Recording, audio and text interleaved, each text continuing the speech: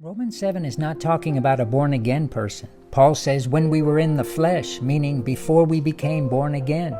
He says we were sold under sin and therefore we cannot do what we would, but the thing we don't want to do, we do. This is describing a man who wants to keep the 10th commandment, thou shalt not lust, but can't because he is spiritually dead. The law of Moses cannot be fulfilled in the one who has the law of sin and death as his nature. But Galatians 5 says the spirit is contrary to the flesh, so you cannot do what you would, making the point that now, as a born-again person, you have a new nature in your human spirit, and therefore it is impossible that the law of sin and death be fulfilled in you. This means there is no temptation in your mind or emotions that can make you sin. It is impossible.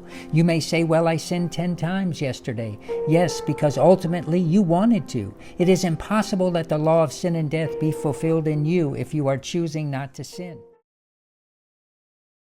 Romans 7 is talking about a spiritually dead Jew under the law. His spirit has death working in it as well as his body. This person in effect is sin, and by the time he has the lustful thought, he has already lusted. By the time he tries to stop, he has already done it. Adam has sold him to sin, and what he would do, he does not, but what he wouldn't do, that he does.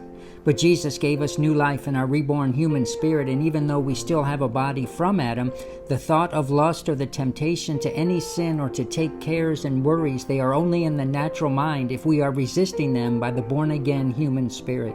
They are tempting thoughts, but not sinful thoughts, as long as we resist them. The Romans 7 spiritually dead person could not do this because he was one with the thought itself, but the born-again person does not sin as long as they resist the temptation, so it does not draw them away where they conceive sin.